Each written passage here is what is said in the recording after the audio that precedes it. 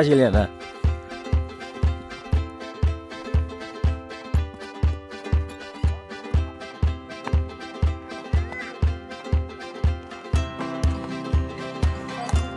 Ilana.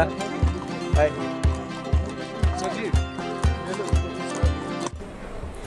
Good morning everyone, welcome to day 3। তো এখন বাজে সকাল 7টা, আর আমরা সকালবেলায় উঠে ব্রেকফাস্টটা সেরে নিয়েছি, কারণ আজকে আমাদের গন্তব্য হচ্ছে বাইসারান ভ্যালি, যাকে বলা হয় মিনি সুইজারল্যান্ড। তো আমাদেরকে বাইসারান ভ্যালিতে যেতে হবে ঘোড়ার পিঠে চড়ে, আর দুইটা ওয়ে আছে, একটা হচ্ছে হেঁটে যাওয়া যায় আর ঘোড়ার পিঠে চড়ে যাওয়া যায়। তো যেহেতু আমাদের হোটেল এরিয়া থেকে বাইসারান ভ্যালি অনেক দূরে, তো সেহেতু আমরা হেঁটে অবশ্যই যেতে পারবো না।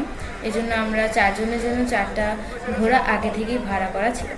তো এখন হচ্ছে আমরা অধীর আগ্রহী ছিলাম একটা জিনিসের জন্য, সেটা হচ্ছে আমার মা কিভাবে ঘোড়ার পিঠে ওঠে, জীবনের ফার্স্ট টাইম। আমি তো উঠে গিয়েছি, আমি অনেক ভয় পেয়ে উঠেছি।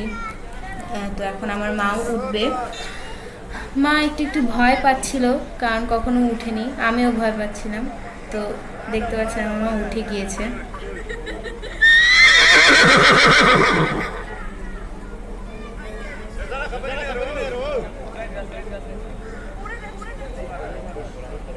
মা অনেক চিন্তায় ছিল, আর মা বারবার বলছিল যে আমি পড়ে যাচ্ছি।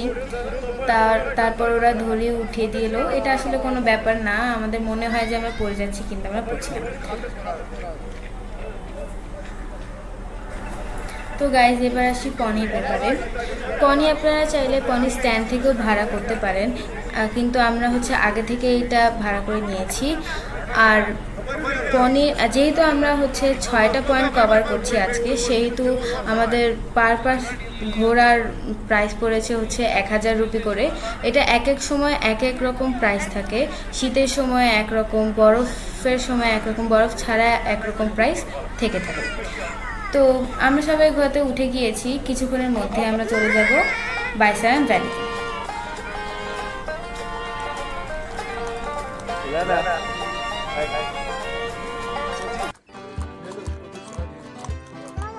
नहीं।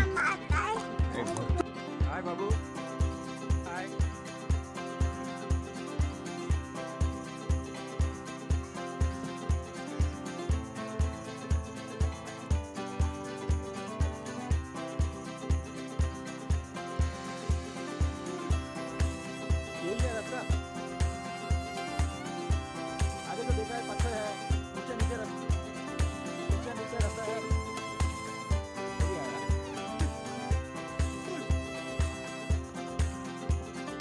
বাবু একা একা শিখে গেলা?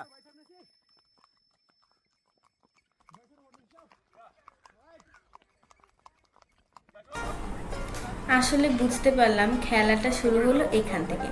আমরা তো সবাই অনেক সুন্দর করে সৌন্দর্য দেখতেছিলাম, দেবদারু গাছের সৌন্দর্য, বরফ, পাহাড়, এগুলো দেখতে দেখতে আমরা যাচ্ছিলাম।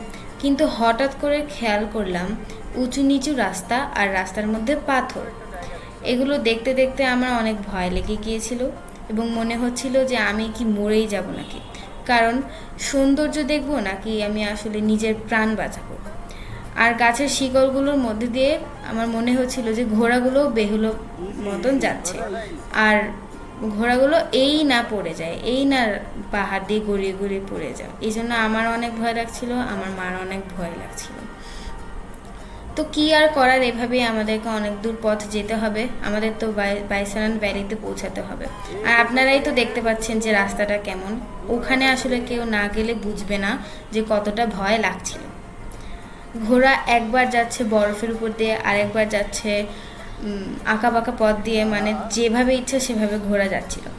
আর ইলিয়ানা আর ইনারাকে একসাথে বসতে হয়েছে, ওরা দুইজন ছোট মানুষ, কারণ ইনারা যদি হচ্ছে বাবার সাথে বসে তাহলে বাবার ঘোড়াটার ওজন হচ্ছে একটু বেশি হয়ে যাবে, এই জন্য ওই ঘোড়াটাও হাঁটতে পারবে না।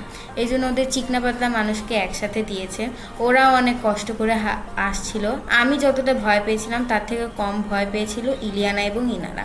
আমার মনে হচ্ছিল যে আমি এই না পড়ে যাই। আর আমার মার কথা বাদই দিলাম, আমার মাও মানে পড়ে যাচ্ছিল। আর আমার মনে হচ্ছিল যে আমার মার ঘোড়াটা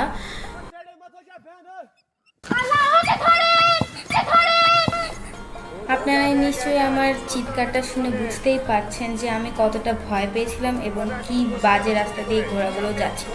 কিন্তু বিশ্বাস করেন, এই ঘোড়াগুলো এতটাই এক্সপার্ট, মানে কিছুই করতে হবে না আপনাদেরকে, জাস্ট ধরে বসে থাকবেন এবং ব্যালেন্স রাখবেন, আপনাদেরকে কিছুই করতে হবে না, ঘোড়ারা ঘোড়ার মতন যাবে।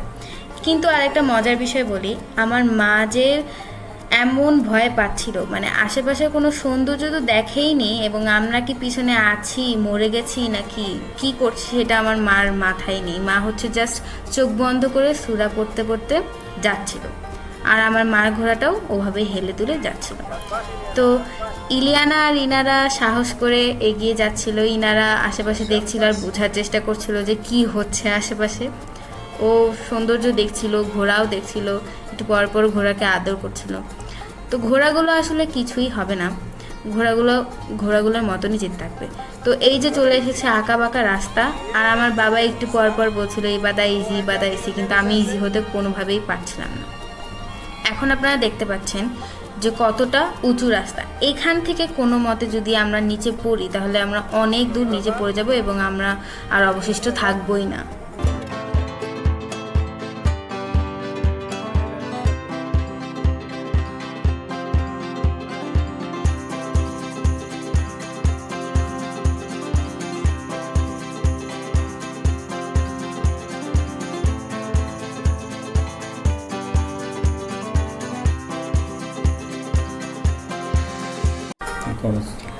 তো গাইজ, ভয় পেতে পেতে তো আমরা চলে আসলাম কাশ্মীর ভ্যালিতে। আপনারা যে আমাদের পিছনে এত সুন্দর একটা বরফের পাহাড় দেখতে পাচ্ছেন, এই বরফের পাহাড়ের ঠিক পিছনেই রয়েছে শ্রীনগর টাউন। তো এক সময় যখন রাস্তা ছিল না তখন এরকম ঘোড়ার পিঠে চড়ে চড়ে শ্রীনগর টাউনে যাওয়া লাগতো। তো এখন তো আর সেভাবে যাওয়া লাগে না, এখন গাড়িতে যেতে হয়। তো আমাদের একটু ভয়টা কাটিয়ে আমরা রিল্যাক্সে আসতে পেরেছি, কারণ এখন রাস্তাটা একটু সমান। তো যখন ঘোড়াগুলো একটু পাহাড়ের ওই সাইডে চলে যাচ্ছিল তখন আবার অনেক ভয় লাগছিল। তো যত আমরা সামনে এগোচ্ছি আমাদের সৌন্দর্য কিন্তু অনেক বাড়ছে। তো এখন ইলিয়ানা একা একাই আসছে, আপনারা দেখতে পাচ্ছেন। ইলিয়ানা কিন্তু অনেক সাহসী, ও কখনোই ভয় পায় না, কিন্তু আমি একটু ভয় পেয়ে গিয়েছিলাম। তো গাইজ, এখন আমরা যে জায়গাটা পাড়ি দিচ্ছি সেই জায়গাটার নাম হচ্ছে কানিমার্গ। কানি শব্দের অর্থ হচ্ছে পাথর। তো ধারণা করা হয় এই জায়গাটাতে পাথরের সংখ্যা বেশি হওয়ার কারণে এই জায়গাটার নাম হয়েছে কানিমার্গ।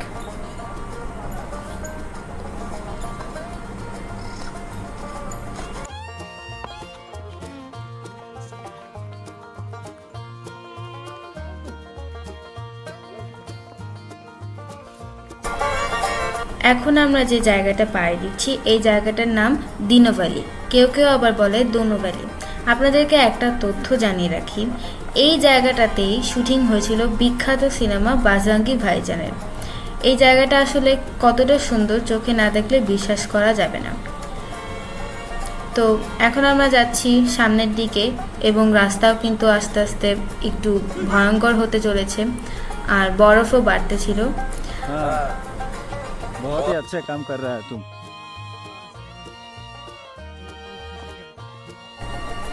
ফাইনালি গাইস, আমরা পৌঁছে গিয়েছি আমাদের সেই স্বপ্নের জায়গা বাইসারান ভ্যালি, অর্থাৎ মিনি সুইজারল্যান্ডে।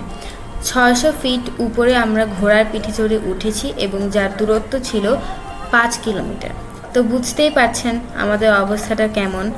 বাইসারান ভ্যালিতে ঢুকতে হলে অবশ্যই টিকিট করতে হয়, বড়দের জন্য 35 রুপি এবং ছোটদের জন্য 15 রুপি।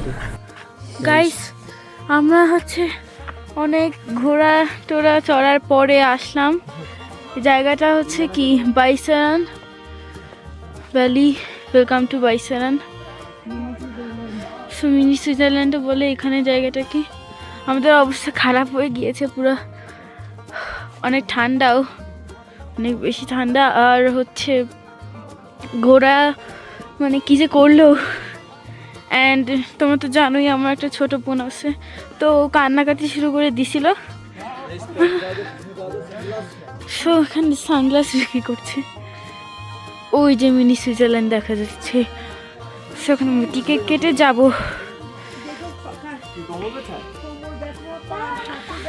সো গাইস ওই যে দেখা যাচ্ছে সুইজারল্যান্ডের মতন মিনি সুইজারল্যান্ড জায়গাটা।